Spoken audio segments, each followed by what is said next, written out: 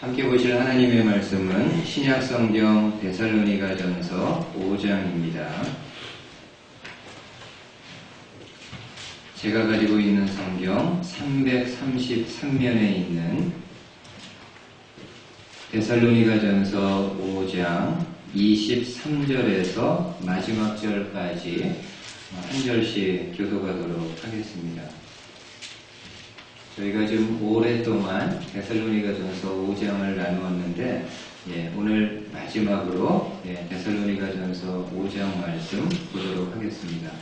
23절에서 28절, 제가 먼저 23절 봉독합니다. 평강의 하나님이 친히 너희를 온전히 거룩하게 하시고 또 너희의 온 영과 혼과 몸이 우리 주 예수 그리스도께서 강림하실 때에 흠 없게 보존되기를 원하노라. 너희를 부르시는 이는 이루시니 그가 또한 이루시리라. 형제들아 우리를 위하여 기도하라. 거룩하게 임하심으로 모든 형제에게 문하라. 내가 주를 힘입어 너희를 명하노니 모든 형제에게 이 편지를 읽어주라. 우리 주 예수 그리스도의 은혜가 너희에게 있을지어다. 아멘. 오늘도 함께 읽은 본문의 말씀을 가지고 하나님이 주시는 생명의 말씀 함께 나누도록 하겠습니다. 아까 인사할 때도 잠시 이야기했지만은 밖의 날씨 참 좋지 않습니까? 밝고 모든 것이 드러나 있는데 오늘 저와 여러분들의 마음이 이렇게 하나님의 말씀 앞에서 완전히 드러나고 또 열린 마음을 가지고 하나님의 말씀을 입으로도 아멘하고 또 마음으로도 아멘하면서 이 하나님의 말씀 함께 받도록 하겠습니다. 몇 년 전 우리나라에서는 10살 된 아기가 승용차에 유괴된 사건이 있었습니다. 아이의 부모는 즉시 경찰에 신고를 했고 사건을 접수한 여자 형사는 연락망을 통해서 전국 경찰서에 알려주고 그리고 전담반을 신속하게 구성해서 이 사건을 수사하게 됩니다. 아이의 부모는 또한 독실한 크리스찬이었다고 합니다. 그래서 이 사실을 교회에 알렸고 교회에 있는 모든 성도들은 이 아이를 위해서 중보 기도를 하게 됩니다. 중보 기도의 내용은 단 하나겠죠. 아이가 건강하게 아무런 해를 받지 않고 부모 품으로 돌아오는 것일 겁니다. 아이를 유괴한 이 유괴범은 아이의 몸값으로 5천만 원을 요구하게 됩니다. 이 사건을 담당했던 여자 형사는 아이의 엄마로 가장을 해서 이 유괴범과 몇 차례 전화 통화 끝에 결국에 영등포역 앞에서 이 유괴범을 검거하게 됩니다. 그리고 아이를 안전하게 무사하게 어머니 부모님 품에 이렇게 돌려주게 됩니다. 굉장히 빠른 시간 안에 이 유괴범을 잡게 되었습니다. 그래서 이 여자 형사가 신문 기자들하고 이제 인터뷰를 하는데 그 인터뷰 기사 가운데 국민일보에 보니까 이런 내용이 있었습니다. 한번 들어보십시오. 유괴범을 8시간 만에 검거한 사건은 처음입니다. 아이 엄마의 신속한 신고가 사건 해결에 도움이 되었고 그 외에 기도하며 침착함을 잃지 않았던 부모의 모습 그리고 교인들의 기도를 보면서 하나님이 도와주셨기에 가능한 일이었음을 느끼게 되었습니다. 개인적으로 그동안 하나님을 믿는 것에 대한 많은 고민이 있었는데 이번 사건을 계기로 신앙생활을 하려고 합니다. 믿지 않았던 여자 형사였는데 그 마음속에 하나님에 대한 신앙을 가져야 되는지 갈등하고 있었을 때 아이를 유괴당했음에도 불구하고 이 부모가 기도하면서 침착하게 대응하는 모습 또 그 부모가 다녔던 온 교회 성도들이 안타까운 마음을 가지고 마치 내 집안의 일인 것처럼 전체 성도들이 중보, 합심해서 기도하는 모습을 보면서 이 여자 형사가 신앙의 길로 접어들었다라는 그런 이야기입니다. 여러분, 오늘은 데살로니가전서 마지막으로 보려고 합니다. 데살로니가전서 5장 12절에서 마지막 절까지는 데살로니가 성도들을 향한 바울의 권면과 인사가 있는 부분인데, 오늘 이제 마지막으로 좀 함께 보도록 하겠습니다. 특별히 두 가지 권면의 내용을 가지고 함께 말씀을 생각해 보도록 하겠습니다. 먼저는 25절입니다. 한번 25절 보십시오. 형제들아, 우리를 위하여 기도하라. 형제들아, 우리를 위하여 기도하라. 지금 바울은 데살로니가 성도들에게 우리를 위해서 기도해 줄 것을 요청하고 있습니다. 여기 말하는 우리는 바울을 비롯한 실라와 디모데 같은 복음 전도자들을 이야기합니다. 여러분, 바울은 성도들에게 기회가 있을 때마다 기도 요청을 하게 됩니다. 그래서 바울이 쓴 서신서들을 보게 되면은 적지 않은 부분에서 성도들에게 나를 비롯한 모든 복음 전도자들을 위해서 기도해 줄 것을 요청하게 됩니다. 여러분, 바울이 성도들에게 이렇게 기도 요청을 하는 것은 단지 인사 차원이 아닙니다. 성도들이 만나면 인사하면서 흔히 그런 이야기 하지 않습니까? 나를 위해 기도해달라. 서로 이렇게 기도해달라는 것이 하나의 그냥 잘 하지는 않으면서도 인사처럼 되어져 있습니다.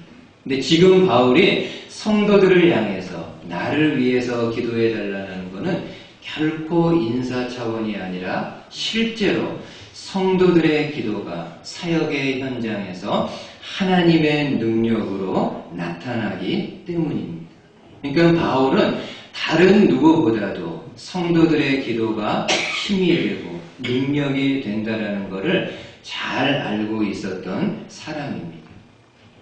여러분, 다른 사람을 위해서 기도하는 것을 보통 중보 기도 혹은 합심 기도라고 이야기를 합니다.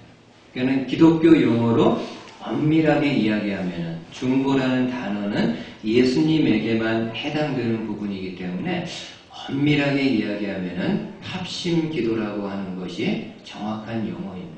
근데 그런 걸 저희가 따지지 않는다 할지라도 다른 사람을 위해서 기도하는 거 중보 기도 혹은 합심 기도라고 이야기합니다.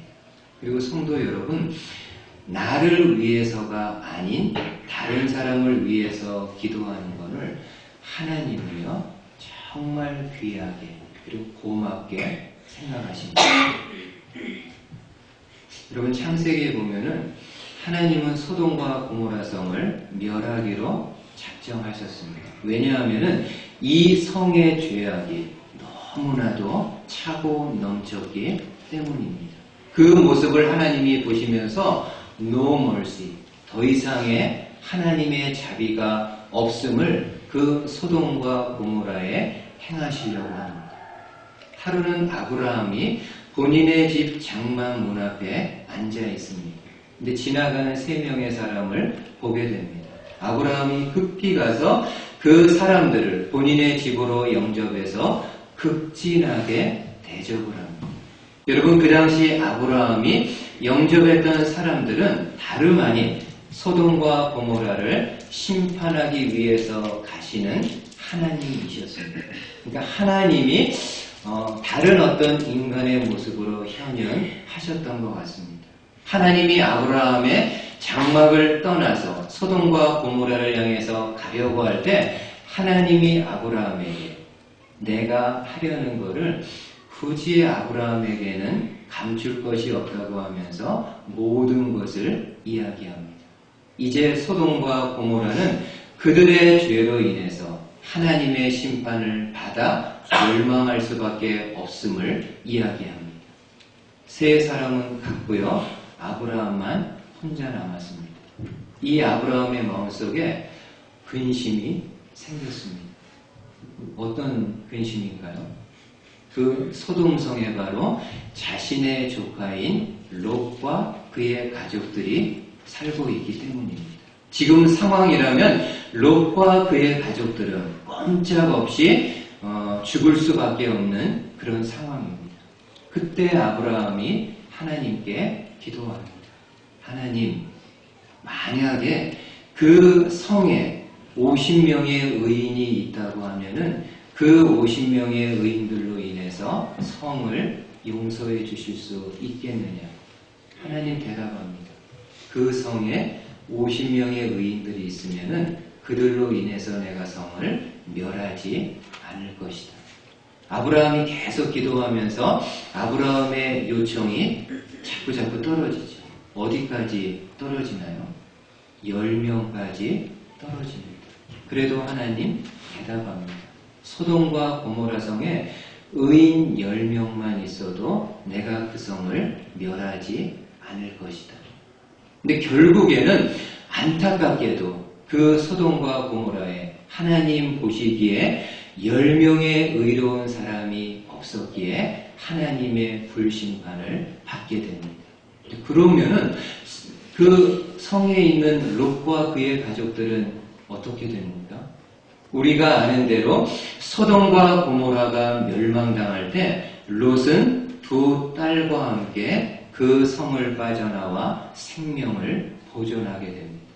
죽을 수밖에 없는 이들이었는데 어떻게 이들이 생명을 얻을 수 있었을까요?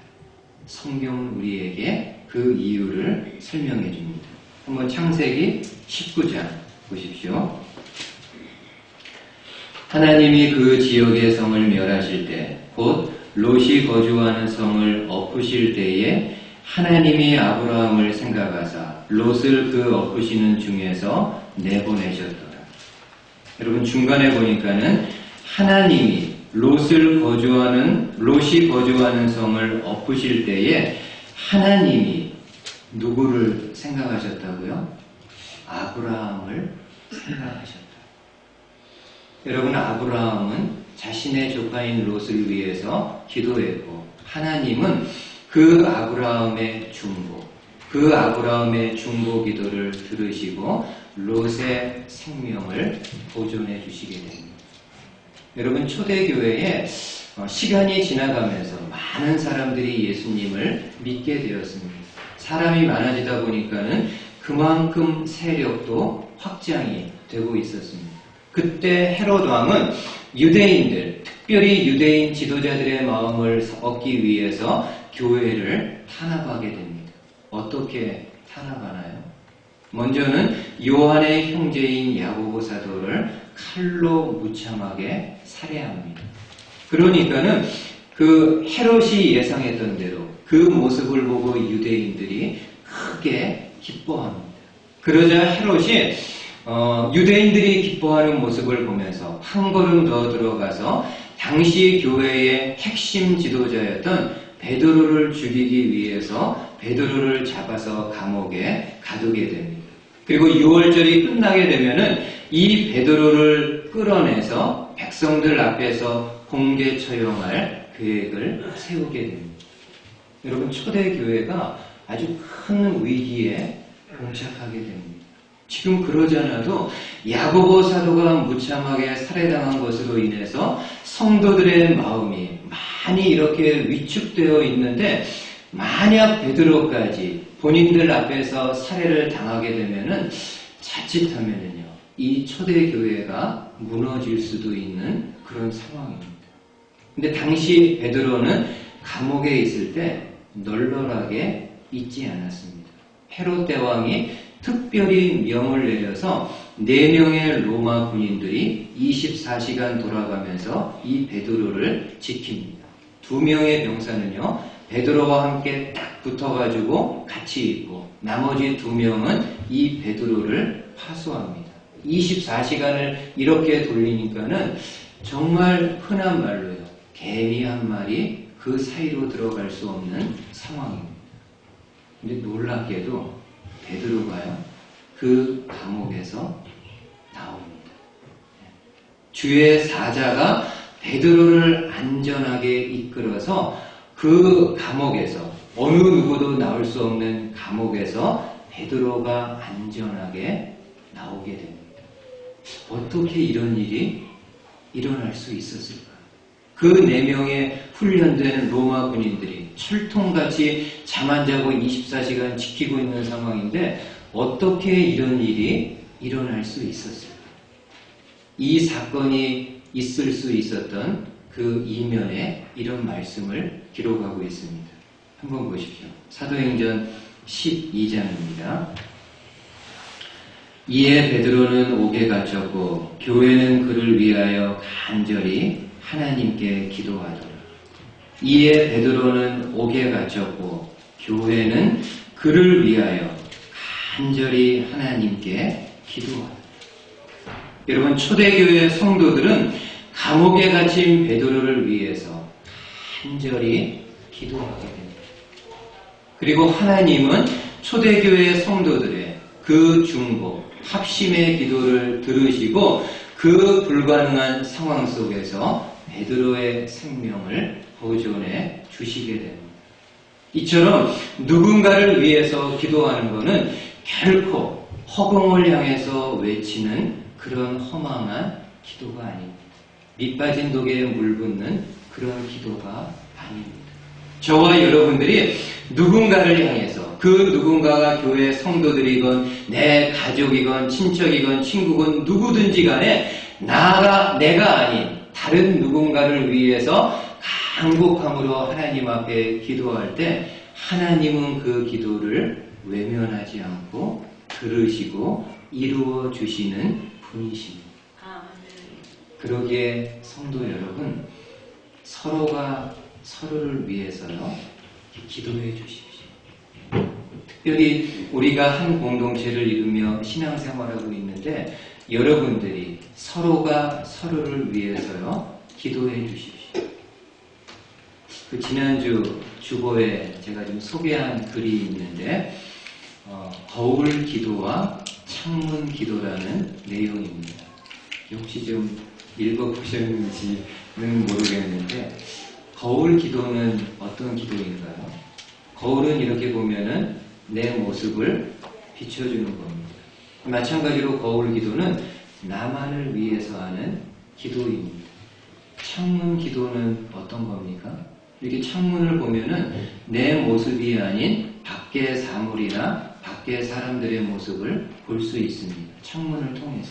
그러니까 창문 기도는 나를 위한 기도가 아니라 다른 사람을 위한 기도입니다. 여러분, 나를 위해서 기도하는 거 필요한 일입니다. 그리고 중요한 일이고 기도를 안 하는 것보다는 내 자신을 위해서 기도하는 거 귀하고 아름다운 일입니다. 그러나 한 걸음 더 나아가서 나만을 위해서만 기도하는 것이 아니라 내 주변에 있는 다른 누군가를 위해서 기도하는 것은 하나님 보시기에 더 귀하고요, 더 아름다운 일입니다. 목회자가 성도들을 위해서 기도하는 거 아름다운 일입니다. 성도들이 부족하지만 목회자를 위해서 기도해 주는 거 귀하고 아름다운 일입니다.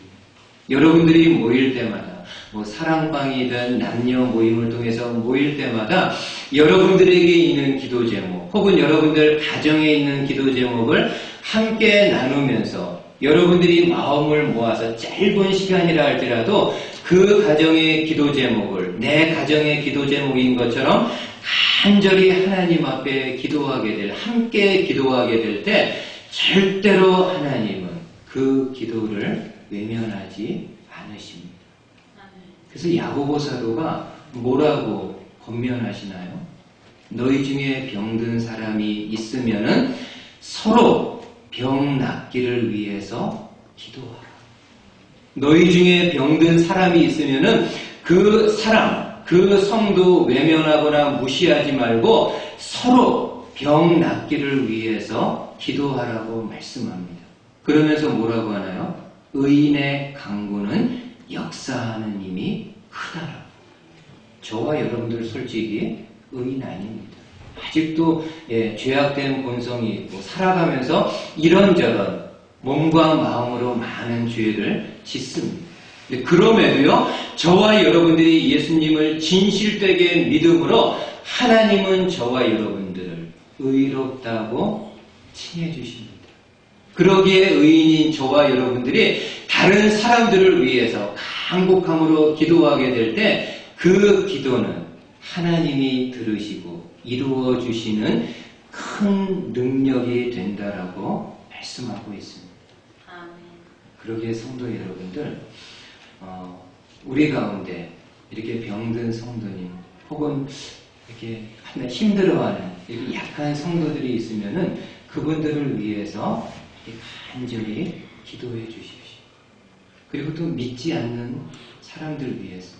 지난번에 저희가 부활절을 준비하면서 주변에 믿지 않는 사람들, 주변에 믿지 않는 가족 식구들을 위해서 기도했는데 부활절 끝났으니까는 이제 기도하는 거 땡 이렇게 하지 마시고요. 계속 그분들을 위해서 기도하십시오.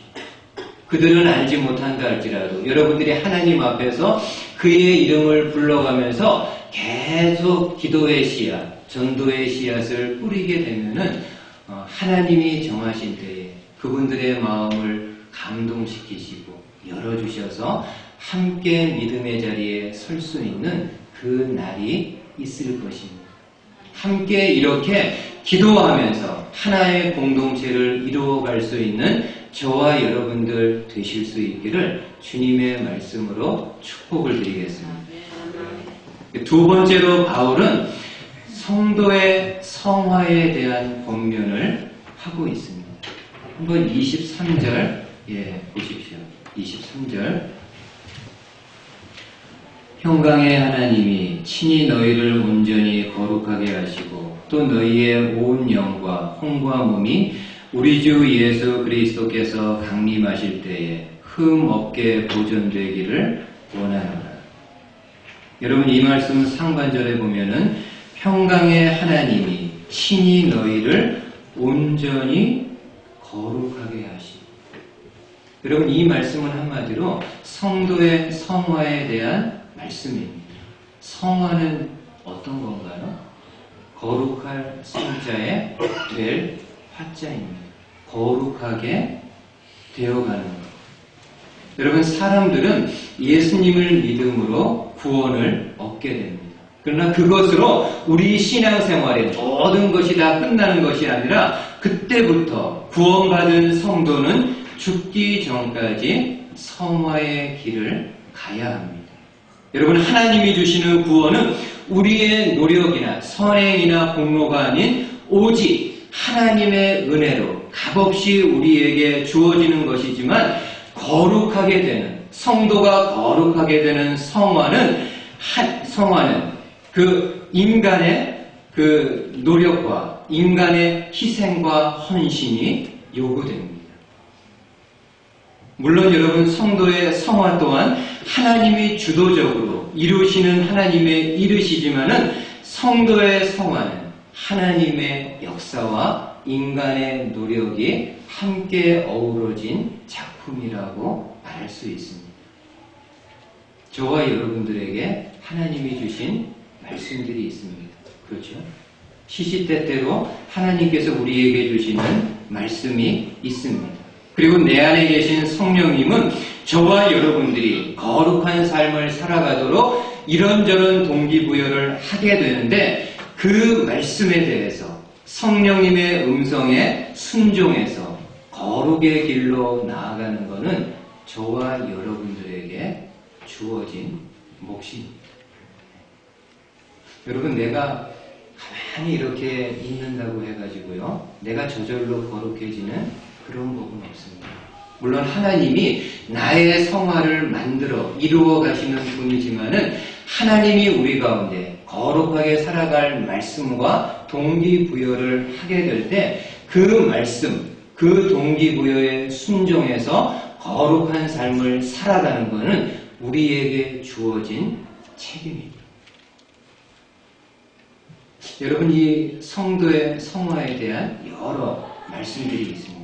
근데 가장 대표적인 말씀 하나를 꼽으라고 한다면은 빌립보서 2장의 말씀 꼽을 수 있습니다. 2장 중에서도요, 12절 말씀은 대단히 중요합니다. 한번 마지막으로 보십시오. 잘 한번 보십시오.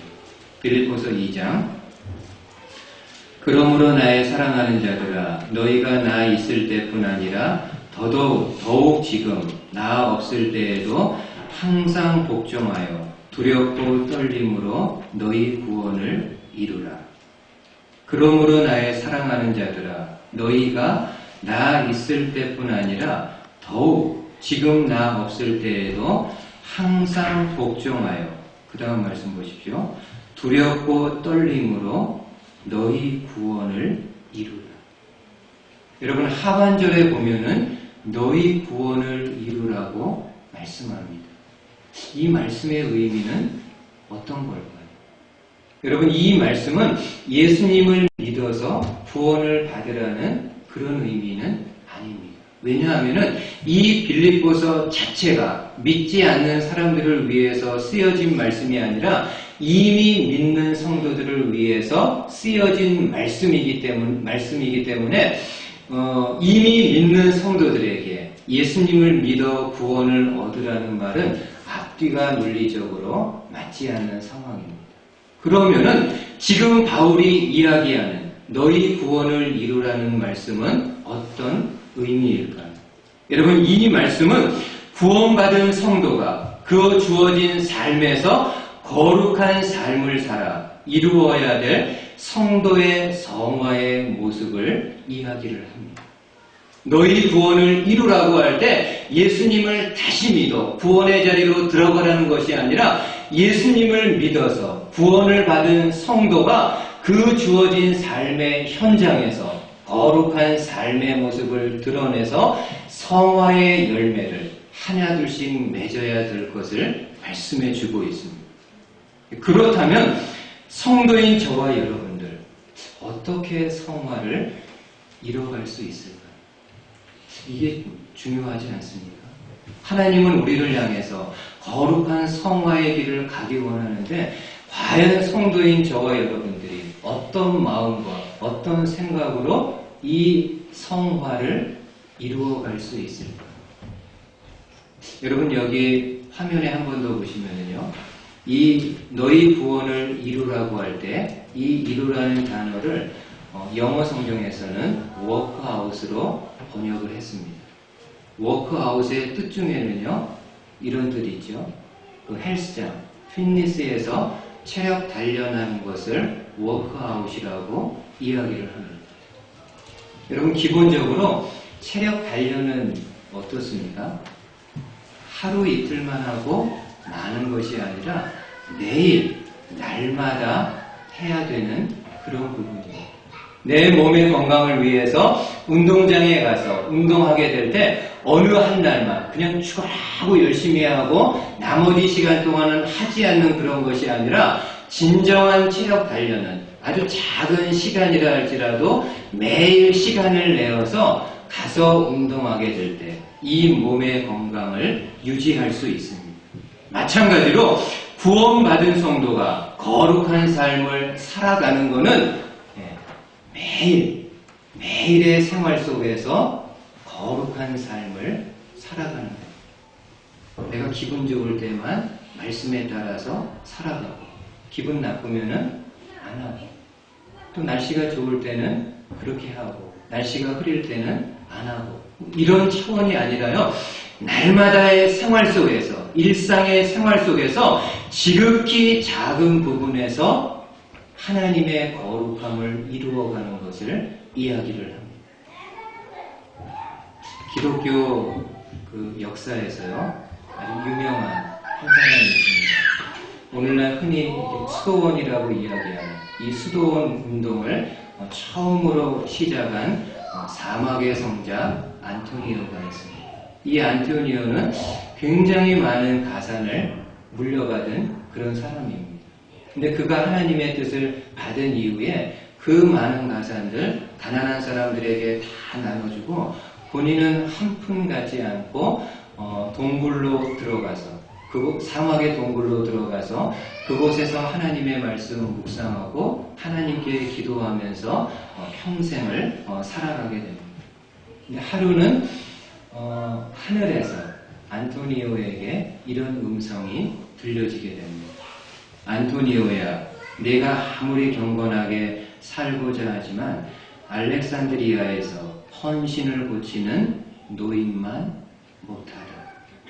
안토니오야, 내가 아무리 경건하게 살고자 하지만 알렉산드리아에서 헌신을 고치는 노인만 못하다. 안토니오가 그 음성을 듣고는요, 너무나도 궁금해서 내가 이렇게 가지고 있는 재산 다 버렸고 오직 하나님만 악망하며 오직 하나님만 바라보며 경건의 삶을 살아가고 있는데 이런 나보다도 다른 누군가가 경건한 삶을 살아간다는 것에 너무나도 영적인 궁금함이 일어나게 됩니다. 그래서 바로 알렉산드리아 가서 이 노인의 집을 방문하게 됩니다. 노인은 너무나 황송합니다. 그 유명한 성자가 본인의 집을 방문했다는 것에 너무나 흥분되고 감사한 그런 마음입니다. 안토니오가 이 노인에게 바로 질문합니다.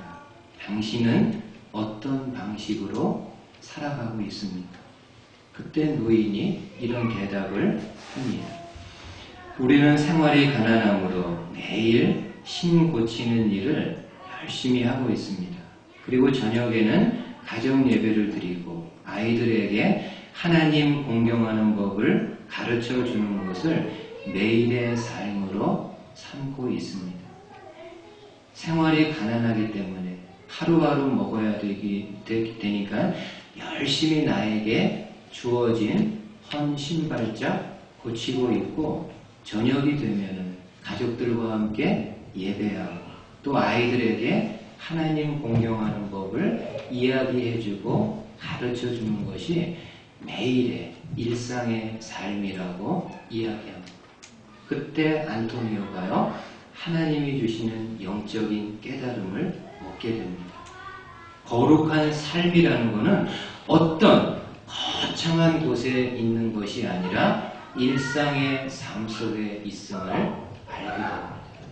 물론 나처럼 이렇게 모든 것 버리고 사막에 들어와서 하나님만 바라보며 사는 것도 경건한 삶이라고 할 수 있지만은 이런 거는 특별한 사람들만이 할 수 있는 거고 일상의 생활 속에서 많은 크리스찬들이 하나님 앞에서 경건한 삶을 살 수 있는 거는 주어진 일상의 삶에서 거룩하게 살아가는 거예요.